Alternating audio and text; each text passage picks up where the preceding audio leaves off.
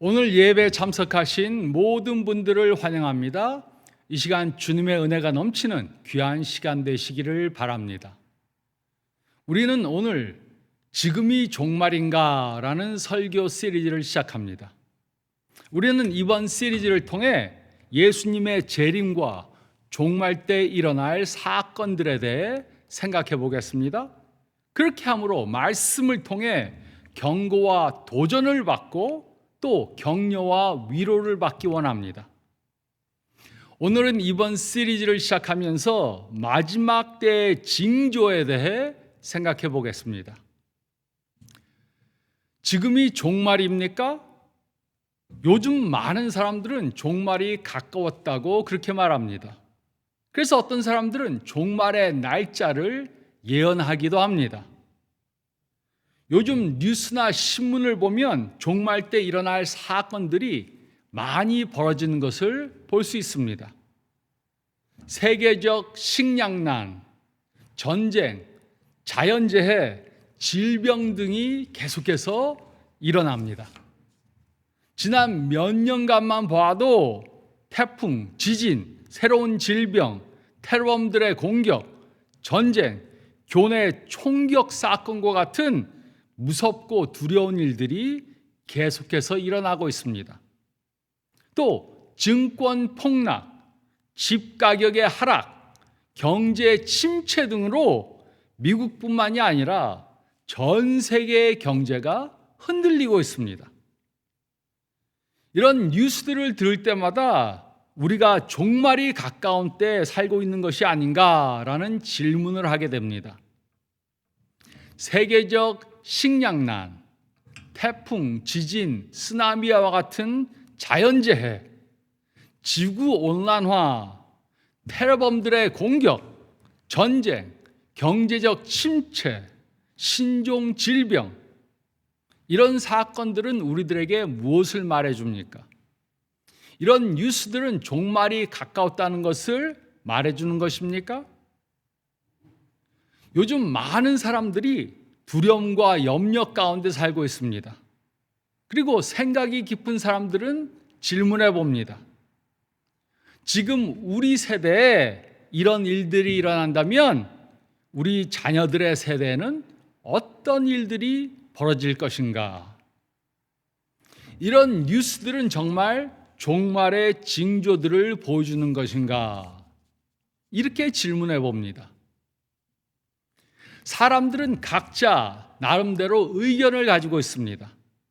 그러나 우리가 이런 질문들의 답을 찾기 위해 갈 곳은 딱 한 군데 있습니다. 그것은 바로 성경 말씀입니다. 성경에는 종말 때 일어날 일들에 대해 명확히 기록되어 있습니다. 그러나 성경을 하나님의 말씀으로 믿는 사람들도 성경에 기록된 종말 때 일어날 사건들에 대해서 잘 모릅니다. 우리가 깨달아야 할 것이 있습니다. 성경이 정확무어한 하나님의 말씀이라고 믿는 이유 중에 하나는 성경에 쓰인 예언들의 실현입니다. 성경에는 많은 예언들이 기록되어져 있고 이 예언들은 시간이 지나면서 분명하게 실현되어 왔습니다. 그렇기 때문에 우리는 성경이 하나님의 말씀이라고 믿는 것입니다. 그러므로 성경은 우리가 지금 당면하고 있는 문제들을 바로 볼 수 있는 기준을 줍니다. 또 우리로 미래를 준비하는 삶을 살도록 해줍니다. 예수님께서는 종말 때 일어날 사건들에 대해 여러 번 말씀해 주셨습니다. 종말이 가까워지면 많은 어려운 일들이 생길 것이라고 말씀하셨습니다. 그리고 예수님은 재림하실 것입니다. 그리고 이 세상은 끝이 날 것입니다. 이것이 종말 때 일어날 일들이라고 말씀해 주셨습니다. 그러므로 우리는 예수님의 말씀을 통해 요즘 일어나는 일들을 해석해야 합니다. 그리고 우리는 그 말씀을 통해 예수님의 재림을 기다리는 우리들이 어떤 삶을 살아야 하는지 깨달아야 합니다. 그러므로 이번 시리를 통해 지금 벌어지고 있는 사건들을 바라볼 수 있는 방법을 배워야 합니다. 그리고 이번 시리를 통해 우리의 삶에 격려와 도전을 받아야 합니다.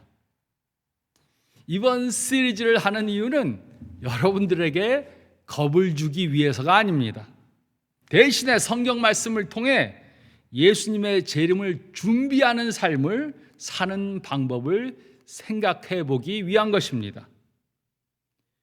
마태복음 24장 말씀은 예수님의 재림이 가까웠을 때 일어날 사건들에 대해 기록해 주고 있습니다. 그러므로 종말이 가까운 이때에 살고 있는 우리들은 이 말씀에 적합한 그런 삶을 살아야 합니다. 첫째로 42절 말씀을 보면 우리는 계속해서 주목해 봐야 합니다. 우리는 계속해서 주목해 봐야 합니다. 오늘 교회에 오시면서 많은 사인들을 보았을 것입니다. 교통 사인, 길 사인, 상가 사인, 교회 사인. 우리는 사인들을 보며 따라가게 훈련을 받았습니다. 그런데 만약 길에 교통 사인들이 하나도 없다면 어떻게 되겠습니까? 많은 교통사고가 발생할 것입니다. 자동차들이 사거리를 마구 지나가다가 사고를 당하게 될 것입니다. 사람들이 건널목을 마구 지나가다가 차에 치이게 될 것입니다. 사인들은 삶에 아주 중요한 역할들을 합니다. 사인들은 방향을 제시해 줍니다. 사인들은 우리가 무엇을 해야 하고 무엇을 하면 안 되는지 말해 줍니다. 사인들은 우리가 가는 목적지에 도달하게 해주고 또 어디로 가야 하는지 보여줍니다. 이 원리는 영적 삶에도 적용이 됩니다. 바른 길을 가기 위해 우리는 영적 사인들을 주목해 봐야 합니다. 마태복음 24장 1절 말씀을 보면 제자들은 예수님께 성전이 얼마나 아름답고 또 그 기초의 돌들이 얼마나 큰지 감탄했습니다. 그러나 2절 말씀을 보면 예수님은 그들이 감탄하는 그 성전이 곧 파괴될 것이라고 예언하셨습니다. 그리고 그의 예언은 40년이 지난 주 70년에 로마 군들이 성전을 파괴함으로 이루어졌습니다. 3절 말씀을 보면 예수님은 그의 제자들을 데리고 감난산으로 가셔서 종말 때 될 일들에 대해 말씀해 주셨습니다. 4절로 14절 말씀을 보면 예수님은 그의 재림과 종말 때 일어날 사건들을 열거해 주셨습니다. 그리고 이 사인들이 종말이 가까웠음을 알려주는 징조라고 말씀하셨습니다.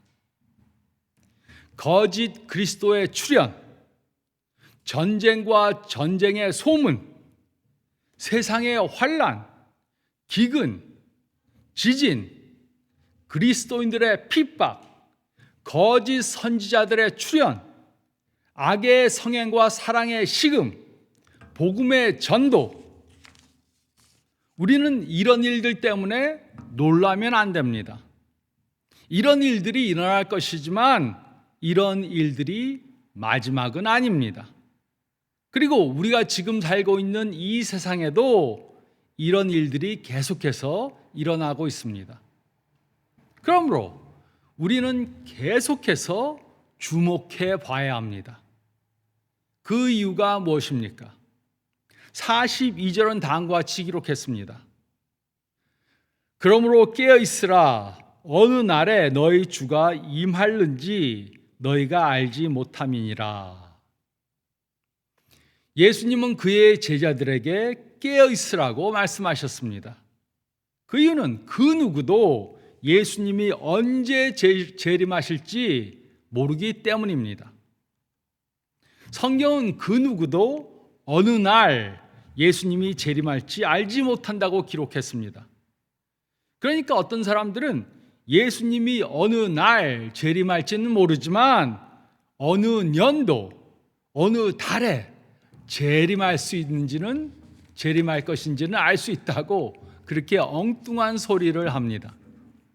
하지만 이곳에 어느 날이라는 단어는 하나님이 정하신 때라는 뜻입니다.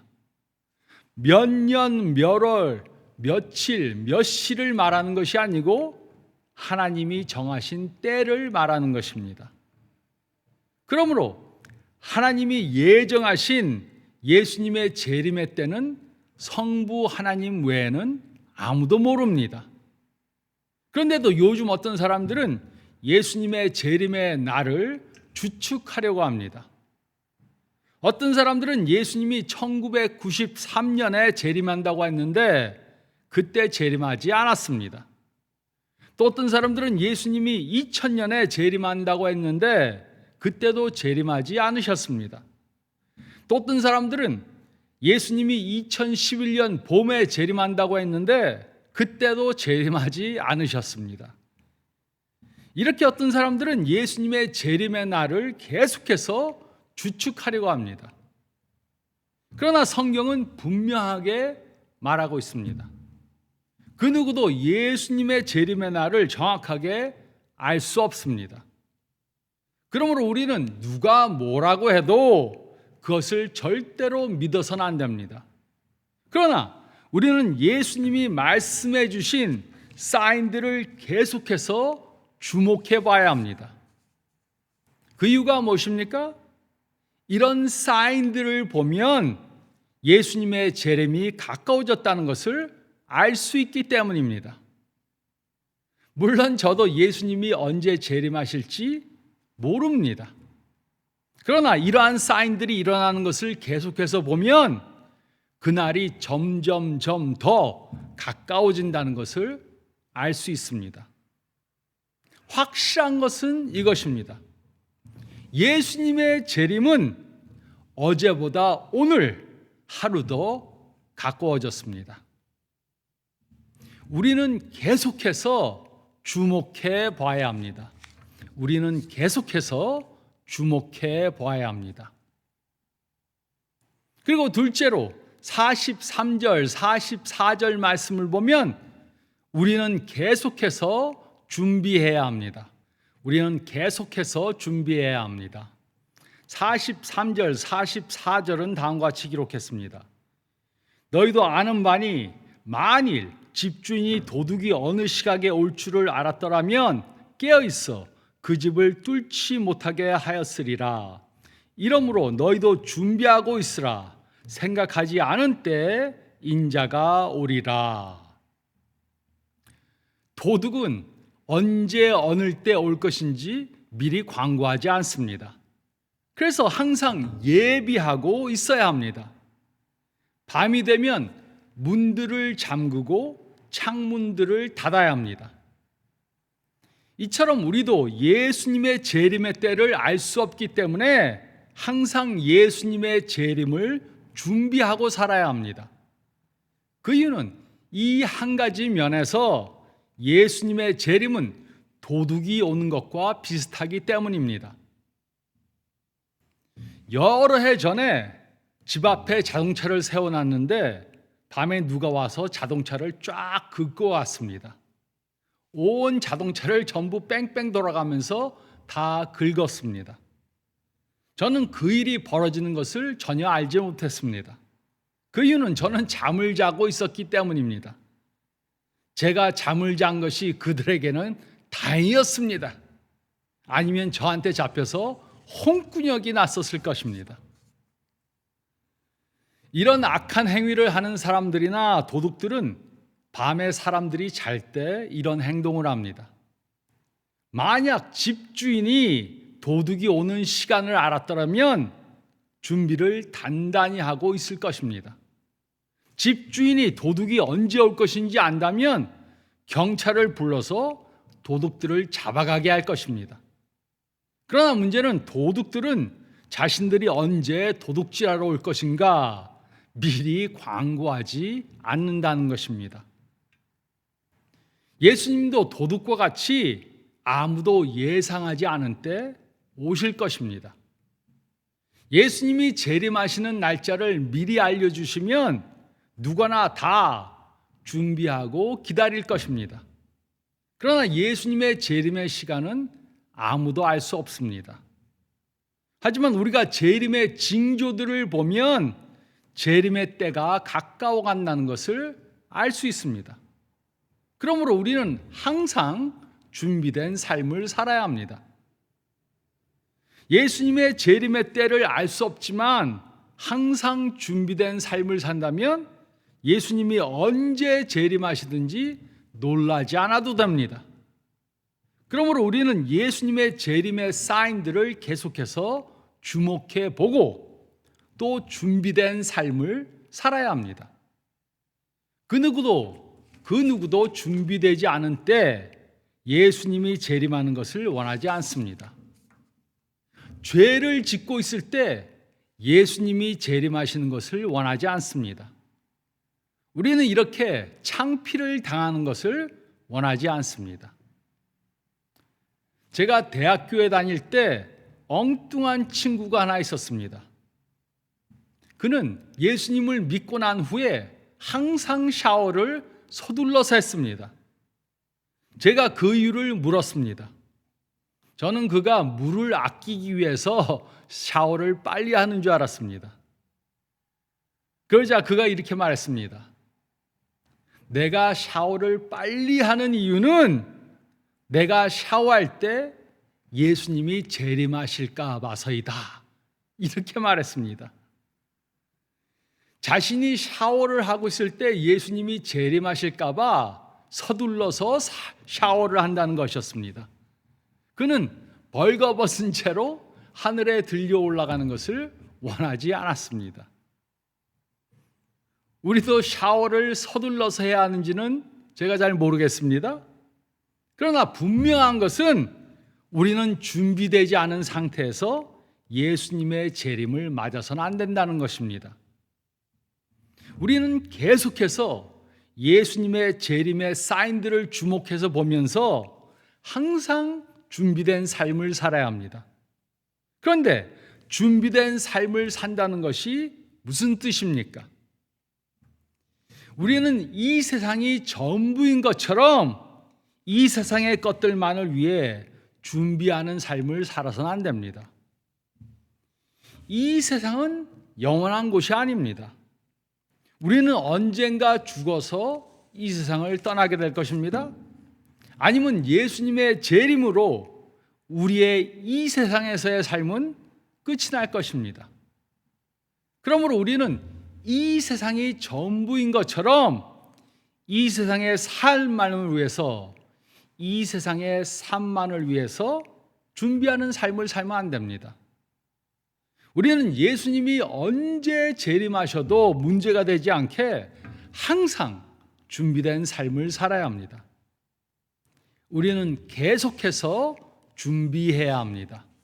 우리는 계속해서 준비해야 합니다. 그리고 셋째로 45절로 51절 말씀을 보면 우리는 계속해서 일해야 합니다. 우리는 계속해서 일해야 합니다. 제가 몇 해 전에 오래된 친구 하나를 만났습니다.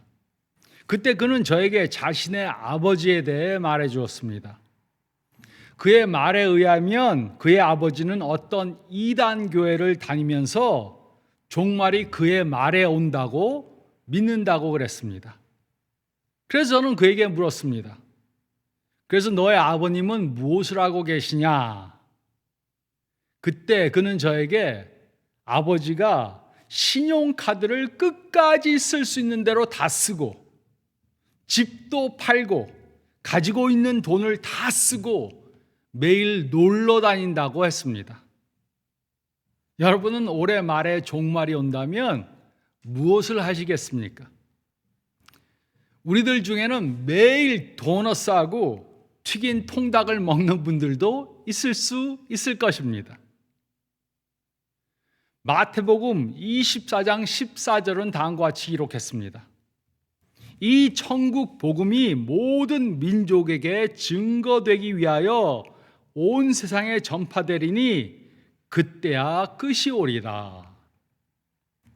많은 어려움과 핍박 가운데도 예수님의 복음은 계속해서 증거될 것입니다. 복음을 받아들이는 사람은 구원을 얻고 복음을 받아들이지 않는 사람들은 구원을 얻지 못하게 될 것입니다. 그러므로 우리는 복음의 일꾼들로 계속해서 복음을 전하는 일을 해야 합니다. 예수님의 재림이 가까워지면 가까워질수록 더욱더 복음을 전해야 합니다. 우리는 모범이 되는 가정을 이루므로 삶을 통해 복음을 전해야 합니다. 또 우리는 직장에서 모범이 되는 직장인이 되어서 삶을 통해 복음을 전해야 합니다. 우리는 계속해서 봉사하고 사랑하면서 일해야 합니다. 특히 우리는 예수님의 재림의 사인들을 보면 볼수록 더욱더 열심히 일해야 합니다. 우리는 우리만 준비된 삶을 사는 것이 아니고 주위의 사람들도 예수님의 재림을 준비하는 삶을 살 수 있게 그들을 도와야 합니다. 예수님은 비유를 통해 이 사실을 가르쳐 주셨습니다. 45절로 51절은 다음과 같이 기록했습니다. 충성되고 지혜 있는 종이 되어 주인에게 그 집 사람들을 맡아 때를 따라 양식을 나눠줄 자가 누구냐? 주인이 올 때 그 종이 이렇게 하는 것을 보면 그 종이 복이 있으리로라. 내가 진실로 너에게 이르노니 주인이 그의 모든 소유를 그에게 맡기리라. 만일 그 악한 종이 마음에 생각하기를 주인이 더디 오리라 하여 동료들을 때리며 술 친구들과 더불어 먹고 마시게 되면 생각하지 않은 날 알지 못하는 시각에 그 종의 주인이 이르러 엄히 때리고 모해식하는 자가 받는 벌에 처하리니 거기서 슬피 울며 이를 갈리라. 이 비유에 나오는 종은 모든 집사람들의 우두머리를 말합니다. 그리고 예수님은 두 다른 종에 대해 말씀하셨습니다. 첫째는 충성되고 지혜 있는 종입니다. 그는 주인이 여행을 가 있는 동안 신실하게 자신에게 맡겨진 일을 했습니다. 그는 언제든지 주인이 돌아올 것을 맞을 준비가 되어서 있었고 주인이 지체하는 동안에도 충실히 일했습니다. 그래서 주인이 돌아와서 그에게 큰 상을 주었습니다. 주인은 그 종에게 자신의 모든 소유를 맡겼습니다. 둘째는 악한 종입니다. 그는 지혜가 부족해서 주인이 오래 머물 것이라고 생각했습니다. 그는 자신의 책임을 다하지 않았고 동료들을 학대하고 주인이 돌아올 것을 준비하지 않고 기다리지 않았습니다. 그는 주인이 더디 올 것이라고 생각해서 술 친구들과 먹고 마시면서 놀았습니다. 그러다가 생각치 못한 날 그 주인이 돌아와서 그 행위를 보고 그를 엄히 벌했습니다. 그 악한 종은 외식하는 자들과 함께 놓이게 되었습니다. 그는 가장 가혹하고 무서운 형벌을 받아서 위선자들과 함께 울면서 이를 갈게 될 것입니다. 그러므로 우리는 어떤 종이 되어야 합니까? 물론 우리는 첫 번째 종과 같이 주인이 떠나 있는 동안에도 열심히 맡은 일에 충성을 다하는 그런 종들이 되어야 합니다. 만약 우리가 두 번째 종과 같이 예수님의 재림이 더딜 것이라고 생각해서 게으른 삶을 산다면 예수님이 재림하실 때 아주 큰 꾸중을 듣게 될 것입니다. 우리는 재림의 때가 가까워지면 가까워질수록 더욱더 깨어 있어야 합니다. 이곳에 깨어 있다는 말은 수동적인 것을 말하는 것이 아닙니다. 그러므로 우리는 능동적으로 우리의 의무와 책임을 다해야 합니다. 예수님의 명령을 따라 책임감을 가지고 사는 사람들은 예수님께 칭찬을 받게 될 것입니다. 우리는 모두 예수님을 믿지 않는 사람들을 압니다. 우리 주위에는 아직 예수님을 믿지 않는 사람들이 많이 있습니다. 그리고 그들은 예수님을 맞을 준비가 되어 있지 않습니다. 그러므로 우리는 그들이 예수님을 맞을 준비를 하도록 그들을 도와야 합니다. 이런 사람들이 우리의 가족 중에 있을 수 있습니다. 우리의 친척 중에 있을 수 있습니다. 우리의 친구들 중에 있을 수 있습니다. 우리의 이웃들 중에 있을 수 있습니다. 또 같이 일하는 직장 동료들 가운데 있을 수 있습니다. 그들이 예수님이 재림하실 때까지 예수님을 구세주로 영접하지 않으면 그들은 영원히 구원을 받지 못하게 됩니다. 그렇기 때문에 우리는 무슨 방법을 사용해서라도 그들이 예수님을 믿도록 도와야 합니다. 우리는 그런 일을 해야 합니다. 예수님은 우리들에게 그 일을 맡기셨습니다. 이것이 우리가 지금 사는 목적입니다. 이들이 예수님을 믿지 않으면 그들은 영원히 구원을 받지 못하게 될 것입니다. 우리들에게는 이런 긴급한 마음이 있어야 합니다. 우리는 계속해서 일해야 합니다. 우리는 계속해서 일해야 합니다. 집에 손님이 오면 어떻게 합니까? 우리는 손님을 맞을 준비를 합니다. 집을 청소하고 음식을 만들고 손님을 맞을 준비를 합니다. 손님이 오면 그를 맞을 준비를 하는 것처럼 우리는 예수님이 오실 것을 믿기 때문에 예수님을 맞을 준비를 해야 합니다. 예수님은 약속하신 대로 언젠가 다시 재림하십니다. 요즘 되어지는 일들을 보면 예수님의 재림의 때가 가까워져 간다는 것을 알 수 있습니다. 우리는 예수님의 재림을 믿고 그를 맞을 준비를 해야 합니다. 그러기 위해 우리는 계속해서 주목해 봐야 합니다. 우리는 계속해서 준비해야 합니다. 그리고 우리는 계속해서 일해야 합니다. 이렇게 예수님의 재림을 믿고 준비된 삶을 사는 저와 여러분들이 되시기를 재림하실 예수님의 이름으로 축원드립니다. 저희 다 같이 기도드리겠습니다. 잠깐 머리를 숙이시고 오늘 말씀 생각해 보시기 바랍니다. 여러분은 예수님의 재림을 맞을 준비가 되어 있습니까? 나는 과연 예수님의 재림을 맞을 준비가 되어 있는가 생각해 보시기 바랍니다. 먼저 예수님을 믿고 예수님이 언제 오시더라도 창필당하지 않을 그러한 삶을 살고 있는가 생각해 보시기 바랍니다.